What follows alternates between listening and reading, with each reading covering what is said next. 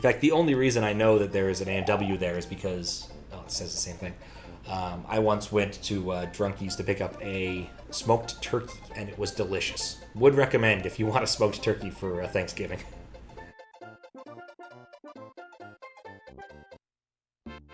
And I was there, and I'm like, I'm gonna drive back. I'd like a root beer. May as well. I didn't even read the level name. I'll have a chance to read the level name. Night at the Museum. I used to think I didn't like Ben Stiller. But I guess I kind of do like Ben Stiller movies. And Night at the Museum is a perfectly adequate one.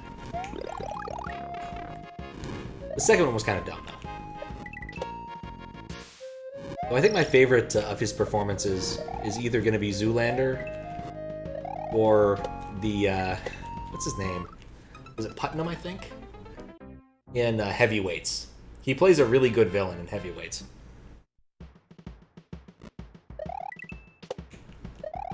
Which I think is a bit out of character for him. He usually plays kind of dumb characters. I guess he's kind of dumb in that one too, but still. Doesn't usually play villains.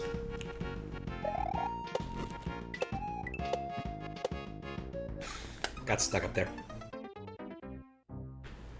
But yeah. I'll have to do some more cleaning tomorrow now that I think about it. Gotta make the bed. And get the rest of the place vacuumed. Though, admittedly, now that I've got the other bookshelf up in operation, the amount of floor that I can see has increased immensely. I even went and put the other 2 Nintendo consoles that are usually sitting on the floor around here in the guest room on the bookshelf, which should do me well, actually. This has to be a breakable surface. No, it's not.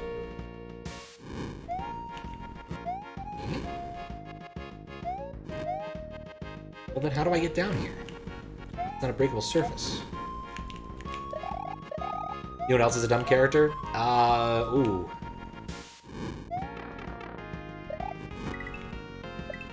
There's a lot of them. The Unicoded Symposium seems dedicated to making dumb characters.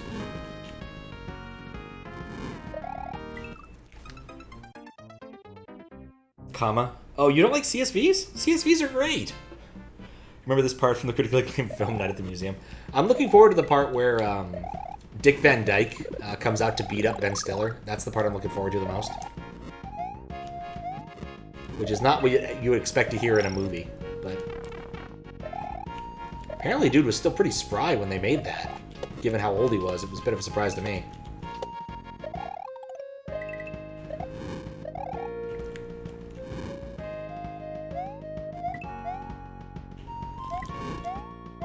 It's over there. Yes, I see the comma. I like CSVs because they tend to be fairly easy to consume, but there is no standard for CSV, which makes the whole thing kind of nightmarish, I won't deny. But commas are also clearly the right way to separate out numerical values. Oh look, it's that bug that I rarely get to mess around with. If you have a coin on top of a block, and you hit the block, it makes a block where the coin was. Doesn't come up much, but every once in a while I have to point it out for a hack moderation. A similar effect can happen with note blocks if the coin is 10 hex screens away. I'm not even kidding. It's a really weird effect.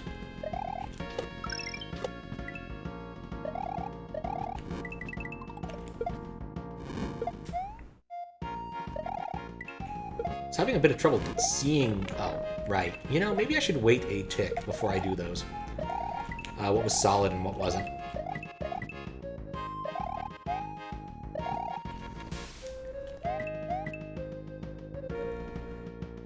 Yeah, CSVs tend to be like the best of... Oh, right, they jump.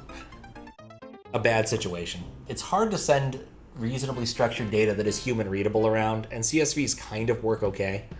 I will admit I have dabbled in some alternative separators. I once had yen-separated files, which worked adequately for ASCII things, but admittedly if you included other types of things, the encoding probably would have broken stuff. just because the likelihood of using yen as a symbol here was very unlikely. And at the time, I had a number pad and knew how to produce the yen symbol on demand, because it was a fairly simple number. Now, most laptops don't have number pads, and I have no idea how to enter extended ASCII characters.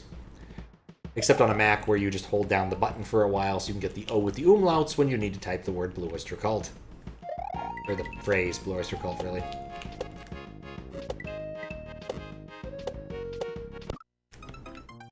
This is a weird section.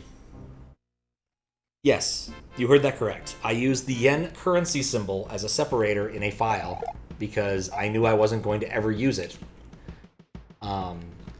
for its intended purpose in that file. There was never any chance of having to deal with yen in that file. Yep, there it is.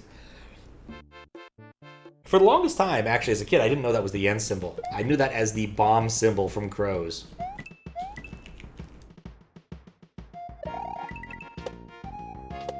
Which was a ASCII-type adventure-y game. Though not terribly roguelike, because... Oh, there's a spike there, I just didn't see it. The dungeons were almost always the same every time. There was a slight bit of randomization, but there was never anything terribly interesting that was different. All the secrets were the same. Fun game. One of those I probably should, like, try to stream at some point, but probably won't.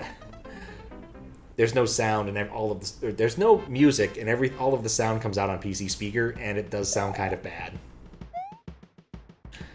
Or the only way I can capture PC speaker right now would be to put a microphone closer to PC speaker, which, in my mind, doesn't sound like it'd provide great quality, but who knows? Well, that's how you do that part. But yeah, it was actually a reasonably long series that Apogee published, because the guy who founded Apogee made it. You know, in retrospect, maybe I should have caught that before they all fled the scene.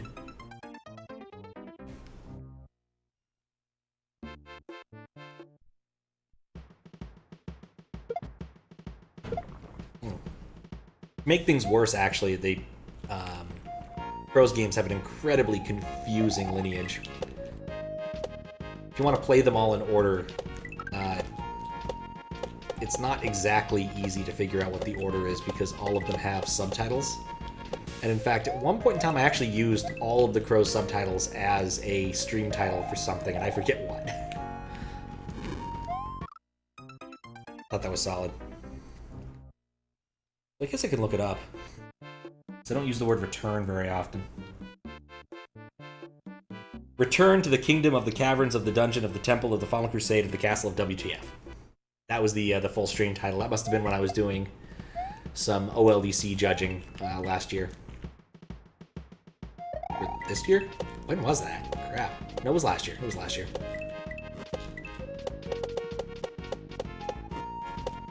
Because the castle of WTF was an involved level. Cool in concept, but difficult.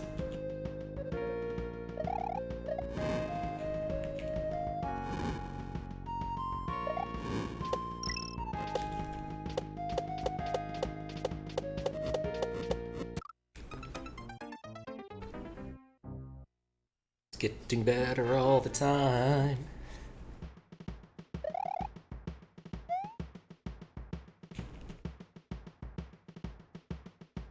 I wonder if we'll ever fully solve the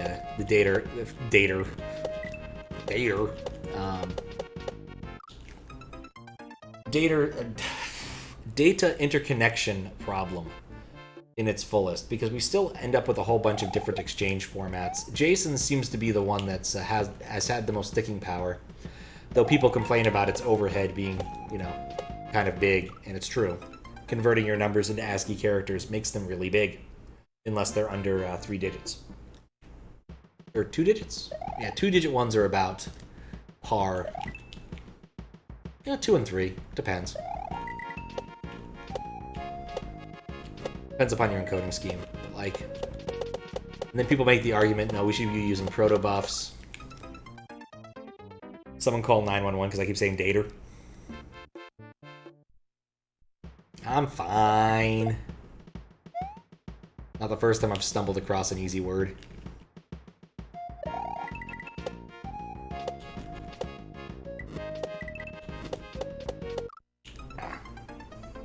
Ujij.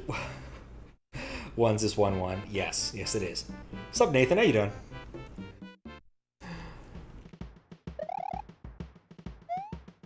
Oh yeah, you did really well this week in the race, if I recall correctly. If I didn't, I apologize.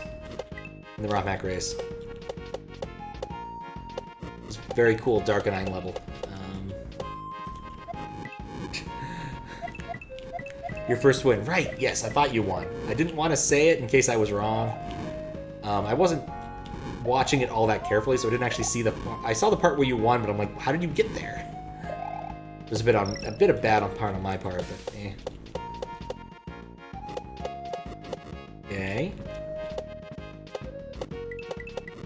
But I was busy Saturday. It was actually nice to be able to watch it. I haven't watched a Rockmac race in a while. First win and you weren't on the restream before the credits. Yeah, I remember that.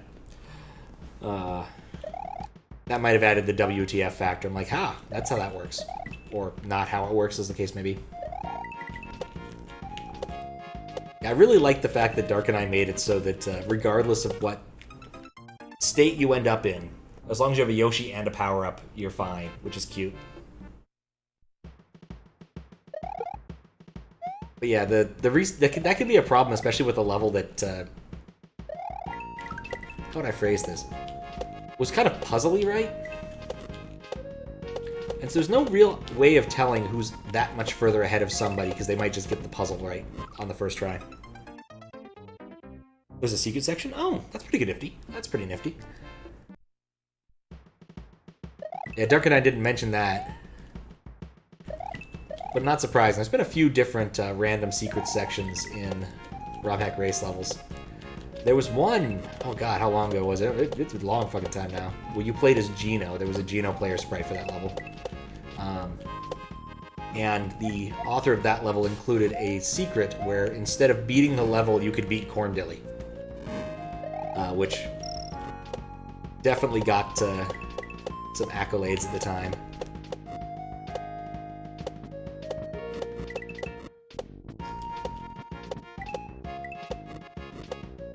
You know, I don't need to ride this guy. I'm set. There we go.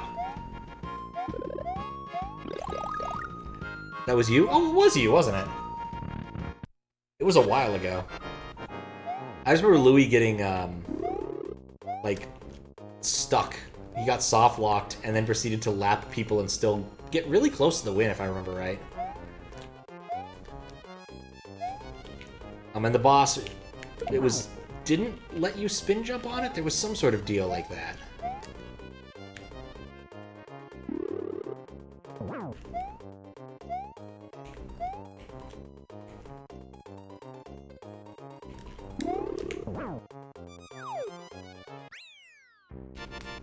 Giant Hamari ball? Hyper 6 thing? Oh no. Giant Hamari balls are scary. Even small ones are scary. Alright. That was an interesting level. Kind of wish it had leaned into its mythos a bit more, but it works. Corndilly was a meme then. It was worth the gag. Oh, it totally was. That was like when people were still trying to figure out the Grand Poo World 2 secret. And people assumed that beating Corndilly had something to do with it. And no, it didn't. It had nothing to do with it. It just reset your game, which was a total dick move.